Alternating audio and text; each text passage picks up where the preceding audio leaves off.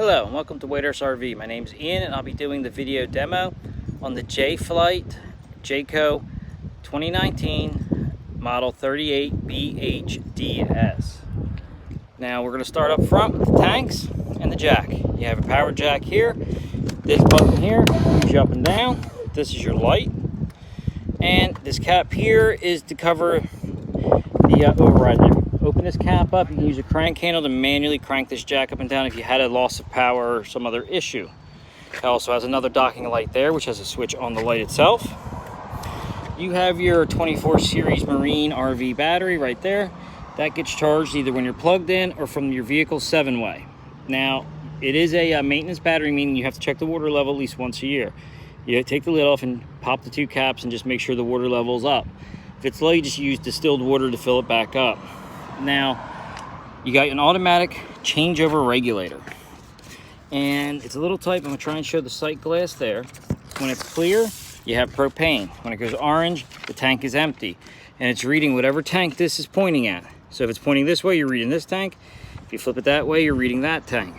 Now, when that goes orange and tells you that bottle's empty, or vice versa, you're going to flip this back over to the opposite bottle. It should go clear again and start feeding off that bottle as long as you have both bottles open. You can then remove the empty bottle and fill that while your other bottle's still operating. Now, on all four corners, it has scissor style jacks that use a crank handle to lower and raise back up. You have the tag here with all your information, such as tire size and tire pressure. Now, coming around in between the two slide outs on the off door side, you will have your city water in connection, which is to the left, and it's labeled. That is where you hook your pressurized hose in at the campground or your house to supply water through your plumbing system. Next to it is the black tank flush. That is a sprinkler head in your black tank, which is below your toilet. Now you go down to your sewer connection here.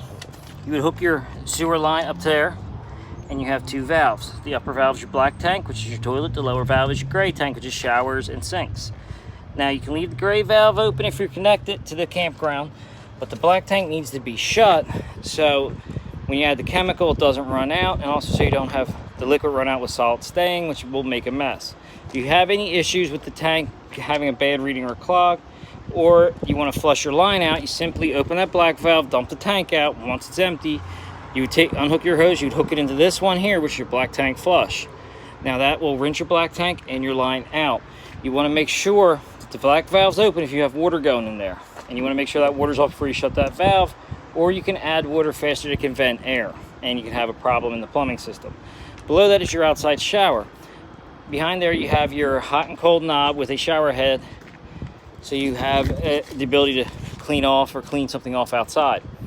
Now in this compartment here is your grill and your handles for your jacks and for your front power jack. And you have your RV grill and its hose. The hose is a quick disconnect style hose. That connects into the bumper. I'm not into the bumper, below the bumper. Your hose goes in right here into this. Now with this up, that is the propane turned off, and that allows you to move this to put your hose in. When you push this forward, it now opens the propane valve and locks this so your hose can't pop out. Now when you have your grill hooked to that hose, you will put your grill on this rack. You move it by taking this clip out and then lining up the pins with the holes on the grill. And that just feeds off your front propane tanks. Now coming back over to here, you have your cable input up there. Behind that cover is where you would screw your coax cable in from the campground. You have your 50 amp power cord that twist locks in. You disconnect that from the coach, and you disconnect the cord from the outlet, and you would store it in a compartment. This is the outside of your water heater. Now this is an aluminum tank, so it has a nylon drain plug right here. Now you're only going to take that plug out when you're draining the water heater. If it's going to sit for a long period of time, I would drain the water out of it, or when you're winterizing it, you drain the water out. It's an aluminum tank, so only use a nylon plug in it. Don't use brass or steel. Now over here you'll see there's this pin in the spare tire. It's a full-size spare. And over here you see the other side of the pin. You pull that pin out and this tire will fold down, which will give you better access into this compartment. Now in this compartment, if you look over here, you'll see there's a panel with a screw down there. You take the screw out and you remove that panel, and you would have access to the back of your water heater. Now the water heater is going to have valves on it. Right now it's in summer mode with letting water flow into the tank.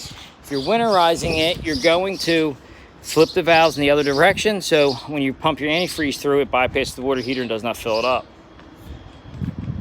Now, this unit also has a power awning, with speakers are located in the bottom of the awning arms. You have two doors. You have a sliding glass door and you have a regular entry door.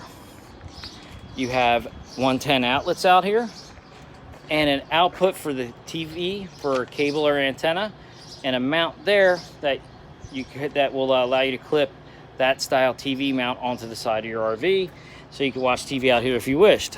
Now here is your fresh tank fill. This here, you just unscrew, you put your hose in there and you fill this. This tank's for if you're somewhere dry camping where you do not have access to a water hose, or if you're in transit just to bring your own water. You put water in there and your water pump will pump it out of that tank and supply water through your whole plumbing system. If you're hooked to a pressurized hose, you don't need water in there and you don't need your water pump. To drain this tank, you have two drains right there. Both of them, all right, you have to open to drain the water out of the tank.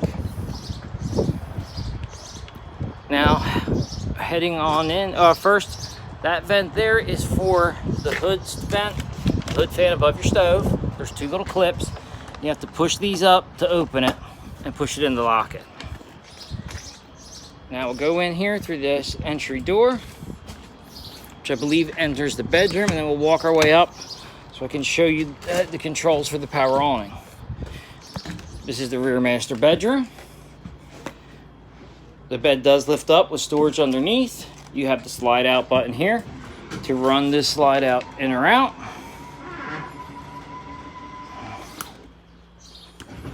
Now I'm going to run the slide out back out.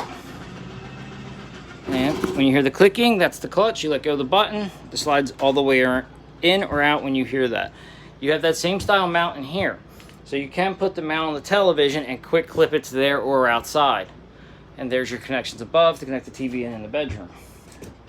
Over here, you have a 110 outlet, USBs, and a 12-volt round outlet.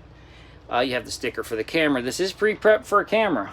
So there's a little piece in the top back. You can take the cover off and you can install a camera. It's a Furrion camera that is made for this, and you have the monitor either in the front of your truck, or you could put it there and use it like a security camera. Now you have an air conditioner back here. This air conditioner is on these controls. These here are determined from AC to fan or off, and this is your thermostat switch. This here is for the quick dump.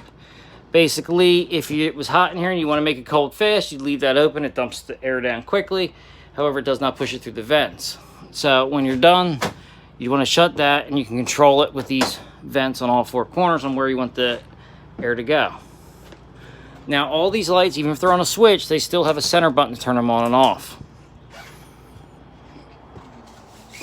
Heading forward into the bathroom, you have this GFI outlet here. This outlet controls all the outlets. So if you don't have 110 outlet, I would check this before you check your fuse panel. Now this has a fan and a vent there. You just unscrew that, you just screw that knob to raise it, and you have your switch right here to turn it on. Over here you have two light switches. One's for the ceiling lights, the other one's for the little blue night light. Now when you're in transit, you're going to want this latch on your doors so they can't slide back and forth while you're moving, because they are glass and they would break if they weren't secure. Now then, here's your stand-up shower. Just like at home, you have hot, cold, and a shower head. Now all your lower vents are your heat and all your upper vents are your AC. Here's the second AC. Now this also has the quick dump feature. Shut this and it pushes it through the ceiling vents. And you do have a filter on both AC units. They are a newer style thin filter. You don't necessarily have to take them down and wash them. You can just vacuum them with a vacuum once a week to keep them clean. This is the thermostat to control the living room AC, and this also controls the furnace. So you just tap through mode to get to fan, AC, furnace, up or down to change your temperature. Now this refrigerator is a 110 residential style refrigerator, so it's only working when you're plugged in. Also the microwave is 110 only, also only works when you're plugged in. This is the hood vent I was telling you about that goes to the outside vent. You have your fan switch there, which if you have the outside vent open, it's going to push the air out of the trailer. Also has a light. Your stove down here is a propane stove. Then what you do is you put it to the flame icon and you turn the sparker just like on your grill to light it. Now, if your RV has been sitting for a while and you had your propane off, when you turn your tanks on, I would suggest to light your stove first. It may take a little while before it lights. That way you bleed all the air out before you try and turn on one of the appliances, because they'll only try to light 3 times before they go into safe mode, which you would have to turn them off and turn them back on again. Now below your oven is your fuse panel. That there has all your 12 volt and 110 fuses and breakers. They are labeled down there what they are. The little ones over in the corner here, these ones there are for the battery only. That goes out to the battery. So if there's a problem with the wires out there, they'll blow. Your RV would still have power if you're plugged in, but your battery no longer being charged. Now in this drawer we have the mount for the TV, some of the remotes here. This remote is for your radio. That remote here is for your television. Now over here you got your television. Your radio is also your DVD player. This is connected to just this television. You can watch a DVD. This radio also controls all the speakers. So you have 1, 2, and 3 for your zones. 1 is generally inside, and 2 or 3 will be your outside speakers. From one RV to the other, it differs on which channel they have connected to what.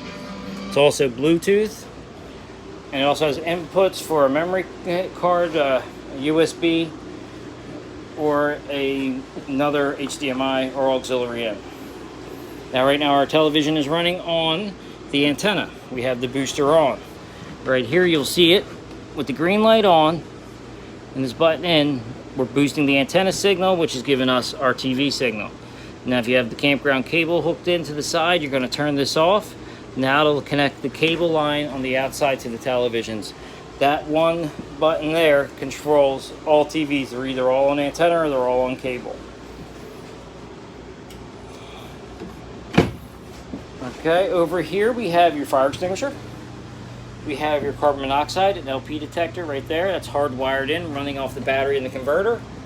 Over here you have your smoke detector. That has a 9-volt battery inside of it that you would want to check occasionally to make sure it has charge. Now your sliding glass door, you can use the key outside. You can use this latch to unlock it. It also has a travel lock stick, little wooden bar you can put in there. It keeps the door shut during transit or for added security. Now you have your faucet here. It does come down and you can go between sprayer or stream. Now you have more switches for other lights. That there lights up under the counter. Now we go to your control panel. Right here. This here has your water pump switch to turn your water pump on. You have the propane side of your water heater, and you have the 110 side of your water heater. You'll see there's a little light. If that's on, that means the propane did not light. You need to turn it off and turn it on again.